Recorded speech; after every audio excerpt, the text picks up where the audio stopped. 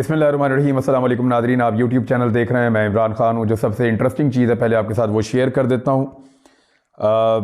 जो जमातें पाकिस्तान तहरीक इंसाफ की जगह ख़ुद को इक़्तिदार में आता हुआ देखना चाह रही हैं, उनमें दो चार जमातें ऐसी हैं जो बिल्कुल नई बनी हैं और उन्हें लगता है कि उनका दाव लग जाएगा। उसमें तरीन साहब की भी एक जमात है IPP, और एक जमात जो है वो परवेज़ खटक साहब की है खैबर पख्तूनख्वा में। अब इनके घरों के अंदर से गवाहियाँ आना शुरू हो गई हैं कि ये ज़्यादती हो रही है, ये नहीं होना चाहिए। मिसाल के तौर पे मैं आपको दिखा देता हूँ कि जहांगीर तरीन साहब के बेटे ने क्या ट्वीट किया। अब ये जो पेड किस्म के बंदे भर्ती किए हुए हैं सोशल मीडिया के लिए या मीडिया के लिए तरीन साहब ने, वो देखना ये पड़ेगा कि वो बेचारे अब डिफेंड किसको करेंगे, बाप को करेंगे या बेटे को करेंगे। तनख्वाह तो वो वहाँ से ले रहे हैं, लेकिन अगर बेटे को बुरा कहेंगे तो बाप को बुरा लगेगा, बाप को बुरा कहेंगे तो बेटे को बुरा लगेगा। तो सिचुएशन बड़ी अजीब है। बहरहाल मैं आपके सामने सिचुएशन रख देता हूँ जो वो कह रहे हैं। ये बात अली तरीन ने कही है, जहांगीर तरीन के बेटे ने। उन्होंने कहा कि ये फ़ैसला जो इद्दत के निकाह वाला फ़ैसला है उसके बारे में वो कह रहे हैं, ये फ़ैसला एक खौफनाक और नाकाबिले कबूल मिसाल कायम करता है, इसे कलअदम होना चाहिए। हम सबको ख़वातीन के वक़ार और हुकूक के तहफ़्फ़ुज़ के लिए खड़ा होना चाहिए। ये बात कौन कर रहा है? जहांगीर तरीन का अपना बेटा। यानी उनके अपने घर के अंदर ये सोच पाई जाती है कि जो इमरान खान के साथ हुआ वो ज़्यादती हुई, जुल्म हुआ और गलत हुआ। थोड़े दिन पहले जहांगीर तरीन ने खुद, हालांकि वो इस तरह के इंसान नहीं है, मैं जितना जहांगीर तरीन को जानता हूँ या जितना मुझे उनके बारे में पता था, वो ज़रफ़ वाले आदमी उनको समझता था मैं।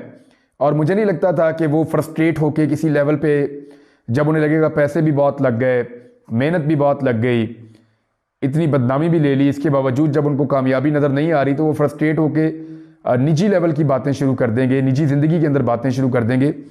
तो तरीन साहब ने ऐसा किया नदीम मलिक साहब के प्रोग्राम में, जो मायूब भी लगा और बुरा भी था।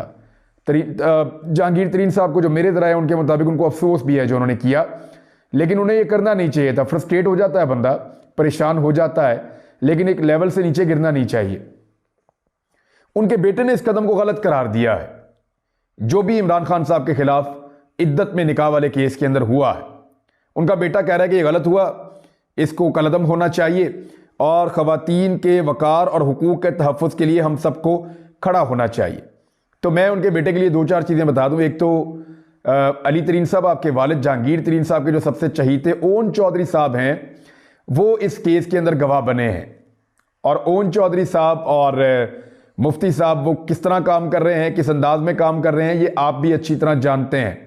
आपके वालिद का और आपके वालिद की जमात का इसमें क्या किरदार है, और सबसे अहम किरदार उन्हीं का है, ये भी आप अच्छी तरह जानते हैं। तो मेरे ख्याल में किसी और को बाहर समझाने से पहले आपको अपने वालिद गिरामी को समझाना चाहिए कि वो ऐसी हरकतें ना करें जिससे ख़वातीन का वक़ार और उनकी इज्जत महफूज ना रहे। नंबर 2, जहांगीर तरीन साहब के मुकाबले में ये NA-55 है जी, लोधरा का, जहां से जहांगीर तरीन साहब ने इलेक्शन लड़ना है। लोधरा में NA-55 में एक खातून को गिरफ्तार किया गया है जो जहांगीर तरीन के खिलाफ इलेक्शन लड़ रही थी। इफ़्फ़त ताहिरा साहिबा हैं, ये एडवोकेट इफ़्फ़त ताहिरा साहिबा। इनको 4 फरवरी 2024 को, यानी कल के दिन, इन्हें गिरफ्तार किया गया। ये पाकिस्तान तहरीक इंसाफ की हमायत याफ्ता उम्मीदवार हैं और ये एडवोकेट हैं। जहांगीर तरीन का मुकाबला कर रही थी बगैर किसी FIR के। अब तक की इतलात के मुताबिक बगैर किसी जुर्म के, बगैर किसी FIR के इनको पुलिस ने गिरफ्तार कर लिया।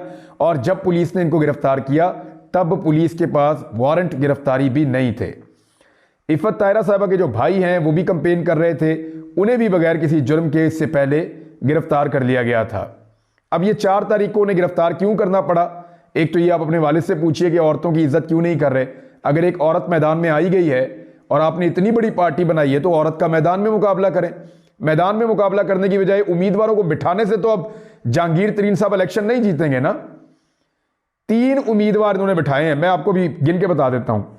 सबसे पहले 19 दिसंबर को शफीक अराई, जो एक बड़ा तगड़ा कैंडिडेट था और जिससे खतरा था जहांगीर तरीन को कि वो इनको इलेक्शन हरा देगा, 19 दिसंबर 2023 को वो कुछ देर गायब रहने के बाद मंजिल आम पर आए और आकर इंतखाबात से दस्तबरदार हो गए। उन्होंने कहा जी मैं इलेक्शन ही नहीं लड़ता और अवाम के बीच में रहूंगा।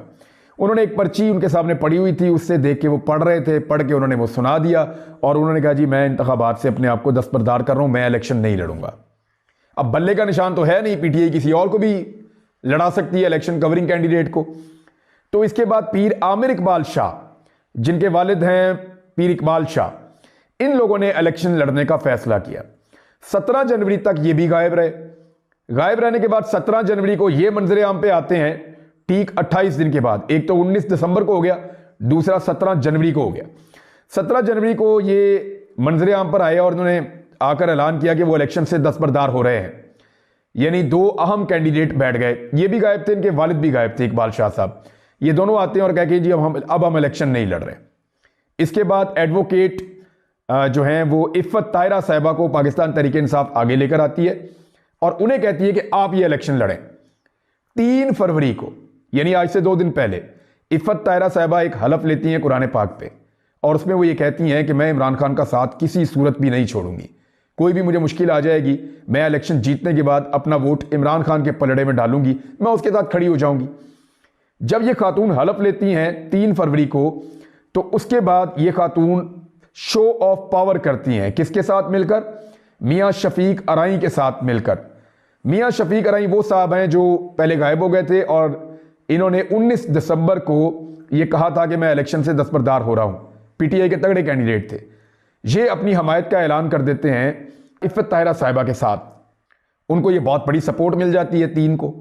उसके बाद ये खातून जाती हैं पीर इकबाल शाह के डेरे पर, जहां इनकी मुलाकात होती है पीर आमिर इकबाल शाह और पीर इकबाल शाह से, और वो भी इनकी सपोर्ट का ऐलान करते हैं कि जी हम आपका साथ देंगे। उनके डेरे का इन्होंने विजिट किया, उनसे कहा कि सपोर्ट चाहिए और मेरी इत्तला के मुताबिक उन्होंने कहा ठीक है। अब मामला यह है कि वो जितने लोगों को दस्तबरदार कराया गया था जहांगीर तरीन साहब के हक में, यानी वो इलेक्शन फ्री हैंड लड़ें, कोई उनके मुकाबले में ना हो, तो वो सारे अब सपोर्ट दे रहे थे इफ़त ताहिरा साहिबा को। तो इफ़त ताहिरा साहिबा को 3 तारीख को ये सारी डेवलपमेंट्स होती हैं, उनको ये ताकत मिलती है अवाम की, और उनको 4 तारीख को गिरफ्तार कर लिया जाता है बगैर किसी वारंट के और बगैर किसी FIR के, अब तक की जो इतलात हैं उसके मुताबिक मुबैना तौर पे। तो अब देखना यह है कि अली तरीन साहब अपने वालिद को जाके कहते हैं कि एक औरत का मुकाबला कीजिए, आप क्यों एक औरत से डर गए और आपने क्यों एक औरत को गिरफ्तार करवा दिया। ये अब जहांगीर तरीन साहब ने अगर ऐसे इलेक्शन जीतना है तो फिर जीत लें इलेक्शन, यानी बंदे दस्तबरदार करवा के, सबके हाथ पांव बांध के। जो एक खातून निहत्ती इलेक्शन में उनका मुकाबला कर रही है उसको भी मैदान से हटाकर अगर आपने ऐसे इलेक्शन जीतना है तो फिर अली तरीन साहब को मुबारकबाद। उनके वालिद को हम MNA कह के बुला देते हैं, वो MNA बन जाएं फिर शौक से।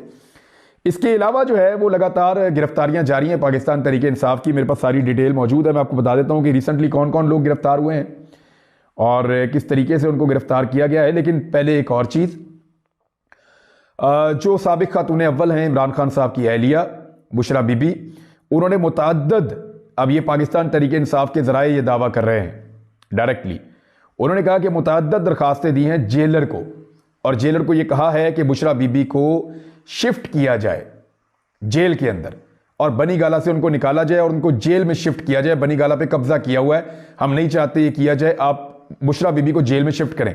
लेकिन जेलर उनको जेल में शिफ्ट करने के लिए तैयार नहीं है। इस वक्त मुल्तान से आई हुई 4 खवातीन हैं जो बुशरा बीबी के ऊपर ड्यूटी दे रही हैं, उन्हें एक कमरे के अंदर बंद किया हुआ है और बकौल पाकिस्तान तहरीक इंसाफ के सोर्सेज के वो ये कहते हैं कि जी कमरे के खिड़कियां तक बंद हैं और उन्हें बाहर कदम रखने की इजाज़त भी नहीं है और खाना भी उनको प्रॉपर नहीं मिल रहा।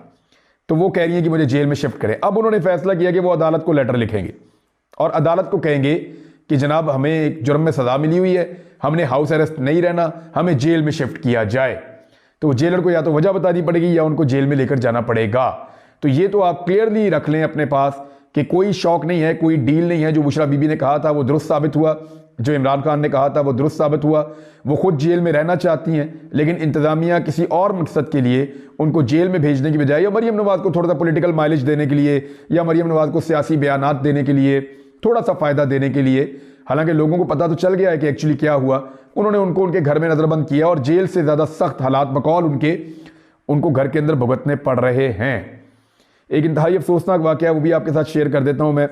डेरा इस्माइल खान में एक पुलिस स्टेशन के ऊपर दहशतगर्दों ने हमला किया और 10 पुलिस एहलकार शहीद हो गए हैं। ये लगातार दहशतगर्दी के वाक़यात बढ़ रहे हैं अनफॉर्चुनेटली और लॉ इन्फोर्समेंट के ऊपर हमले हो रहे हैं। इससे पहले भी शहादतें हुई हैं। अभी फिर हमारे 10 पुलिस एहलकार शहीद हुए डीए खान में। अल्लाह ताला ये मुश्किलात आसान करे और इलेक्शन के बाद उम्मीद की जा सकती है कि पाकिस्तान के हालात नॉर्मलाइज होंगे और जो पूरा फोकस है लॉ इन्फोर्समेंट का वो दहशतगर्दों की तरफ जाएगा। पूरा का पूरा फोकस जो है वो दहशतगर्दी से निपटने की तरफ जाएगा। अल्लाह करे पाकिस्तान के हालात ठीक हों, क्योंकि जहाँ पे अमन होता है वहीं पे मईशत ठीक चलती है, वहीं पर इस्तेहकाम आता है। अब एक और चीज़ है जो मैं आपके साथ शेयर कर देता हूँ, और ये कुछ फैक्ट्स हैं जो इन दिनों में पता चले हैं।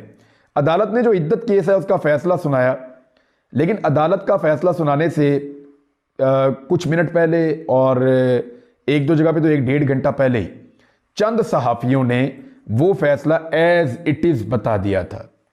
यानी बता भी दिया था कि किस कानून के तहत होगा, किस शिक के तहत होगा, कितने साल की सज़ा सुनाई जाएगी। अब ये बड़ी अजीब बात है कि किसी को कैसे पता चलता है कि एक्चुअली सज़ा क्या होने वाली है। यानी ये तो जज साहब ने सज़ा सुनानी थी अदालत में आकर, तो ये पहले से सहाफ़ियों को क्यों पता था और कैसे पता था, ये बड़े सवालात अब खड़े किए जा रहे हैं। क्रैकडाउन जो चल रहा है मैं आपको बता देता हूँ कौन कौन कहाँ से गिरफ्तार हुआ। तहरीक इंसाफ के उम्मीदवार PP 35 उम्मीदवार तहरीक इंसाफ के, जब मैं कहता हूँ तो एक्चुअली तो ये आज़ाद उम्मीदवार हैं, लेकिन उनके हमायत याफ्ता है। PP 35 से चौधरी मोहम्मद यूसुफ और उनके बेटे इरफान यूसुफ और अदनान यूसुफ, उनको गिरफ्तार किया गया। सरगोदा से तहरीक इंसाफ के उम्मीदवार नामजद जो हैं एडवोकेट मलक शफकत ऐवान, ये भी गिरफ्तार हो गए हैं। और एक और तहरीक इंसाफ के बुरेवाला से उम्मीदवार MPA के PP 231 सरदार खालिद निसार डोगर, उनको रैली के दौरान पुलिस ने गिरफ्तार कर लिया। और रावलपिंडी में तहरीक इंसाफ के उम्मीदवार PP 17 राजा राशिद हफीज़ के दफ्तर पर पुलिस ने छापा मारा और उनके चचा समेत तहरीक इंसाफ के 20 कारकुनान गिरफ्तार हो गए। अच्छा, PP 168 से उम्मीदवार नदीम बारा के बड़े भाई जहांगीर बारा को पुलिस ने गिरफ्तार कर लिया। यही बंदा सारी कंपेन चला रहा था। इसके बाद जी NA 73 डस्का से तहरीक इंसाफ के उम्मीदवार अली असजद मली, इनको भी गिरफ्तार कर लिया गया जब ये अपनी इंतखाबी मुहिम चला रहे थे। उसके बाद खानेवाल से पाकिस्तान तहरीक इंसाफ के उम्मीदवार हल्का PP 206 से सैयद हसनैन शाह, ये भी गिरफ्तार कर लिए गए हैं। NA 219 से पाकिस्तान तहरीक इंसाफ के उम्मीदवार डॉक्टर मुस्तनसर बिल्ला, इनको भी गिरफ्तार कर लिया गया है। और पुलिस ने और सिविल लिबास में मलबूस लोगों ने ढोक गुजरा में तहरीक इंसाफ के शमीम आलम भट्ट और साबका उम्मीदवार रावलपिंडी कैंट बोर्ड 9 के ऑफिस, घर और हवेली में रेड की और इनके भाई को गिरफ्तार करके नामालूम मकाम पर मुंतकिल कर दिया गया। इसके बाद जी तहरीक इंसाफ के शेखुपुरा से NA 114 से अरशद महमूद मंडा को गिरफ्तार कर लिया गया है। ये बड़ी ज़बरदस्त कंपेन कर रहे थे और बड़ी तगड़ी कंपेन कर रहे थे। शेखुपुरा के अंदर इस वक्त बिल्कुल सिचुएशन बदल गई है। मियाँ जावेद लतीफ़ बहुत मुश्किल में है, जबकि वहाँ पे राना तनवीर, ये उनके मुकाबले में अरशद मंडा साहब जो हैं वो इलेक्शन लड़ रहे थे। इनकी कंपेन बहुत तगड़ी थी। इनको गिरफ्तार कर लिया गया है और इनको गिरफ्तार करने के बाद अब इनकी बीवी जो है वो इनकी कंपेन चला रही हैं और उन्होंने संभालनी है। और इसके अलावा अरशद मंडा साहब गिरफ्तार हुए। अरशद मंडा साहब के अलावा मोहसिन राजा के जो मुकाबले में उम्मीदवार हैं उसामा मेला, उनके एक भाई हैं शुएब मेला, उनको गिरफ्तार कर लिया गया इलेक्शन कंपेन के दौरान। और लाहौर से PTI के उम्मीदवार PP 166 के खालिद गुजर, इनको भी गिरफ्तार कर लिया गया है। जावेद हाशमी साहब जो पाकिस्तान तहरीक इंसाफ को सपोर्ट दे रहे हैं, उनके घरों पे बार बार छापे मारे जा रहे हैं। उनके कुछ रिश्तेदारों को भी गिरफ्तार किया गया है और दीगर गिरफ्तारियां भी जारी हैं। मरियम नवाज के बारे में आपको एक बात बताऊं कि वो सिर्फ एक सूबाई असम्बली के हल्के से इलेक्शन लड़ रही हैं, PP 159। मरियम नवाज वजीर आला पंजाब बनने के ख्वाब देख रही हैं और मुस्लिम लीग नून बार बार ये कहती है, उनके लोग बार बार ये कहते हैं कि आइंदा वजीर आला पंजाब PMLN से होगा और मरियम नवाज होंगी, और ये वो बहुत दावे से कहते हैं। मरियम नवाज सिर्फ एक सूबाई असम्बली से इलेक्शन लड़ रही हैं, PP 159। ये इलेक्शन उन्हें हर सूरत जीतना है या उनको जितवाया जाएगा। पूरी इंतजामिया जोर लगा रही है। यानी जो कुछ वहाँ इलेक्शन कमीशन ने किया, बहुत सारे वोट इधर उधर शिफ्ट कर दिए। जो कुछ वहाँ इंतजामिया कर रही है, धड़ाधड़ वहाँ वसाइल खर्च किए जा रहे हैं। जितना जोर वहाँ पे पुलिस लगा रही है वो सबके सामने है। लेकिन इनके मुकाबले में जो उम्मीदवार है वो महर शराफत अली है। महर शराफत अली को आप जानते हैं, मेरा भी जानने वाला है और मेरे साथ आपने इसको बाद का देखा भी होगा माजी में। महर शराफत अली बहुत बड़ी चिपक है और ये मरियम नवाज के मुकाबले में वहाँ पे इलेक्शन लड़ रहा है, डोर टू डोर कंपेन कर रहा है और इसने अपनी अंडरग्राउंड कंपेन बड़ी कामयाबी के साथ की है। खुलकर मैदान में इसलिए नहीं आ सका कि जहाँ पे भी ये कंपेन करते हैं विद इन 30 मिनट 40 मिनट्स वहाँ पे पुलिस का बहुत हैवी छापा पड़ता है, लेकिन ये शख्स कुछ ना कुछ करके अभी तक गिरफ्तार नहीं हुआ। अगर ये गिरफ्तार नहीं होता इलेक्शन डे तक और ये पूरी कोशिश करता है तो ये मरीम नवाज के लिए बहुत मुश्किलात पैदा कर देगा। हमने इस हल्के का सर्वे करवाया था कल, और आधे आधे का फर्क है, यानी पाकिस्तान तहरीक इंसाफ को लोग अब भी ज्यादा वोट डालना चाहते हैं। मरीम नवाज जो है उन्होंने बहुत ज्यादा वसाइल खर्च किए, बड़े तगड़े बंदे यहाँ पे छोड़े, पैसा भी खर्च किया जा रहा है, लेकिन इसके बावजूद अभी तक महर शराफत का उसका इंतखाबी निशान विकेट है, और मैं भी इसी हल्के का वोटर हूँ। तो अब देखना यह है कि यहाँ पे मरीम नवाज की वज़ीर आला पंजाब बनने की ख्वाहिश पूरी होती है या महर शराफत जो सबसे बड़ी रुकावट अभी बना हुआ है वो रुकावट ही बना रहता है। अब तक के लिए इतना ही। अपना ख्याल रखिएगा, अपने इस चैनल का भी। अल्लाह हाफ़िज़।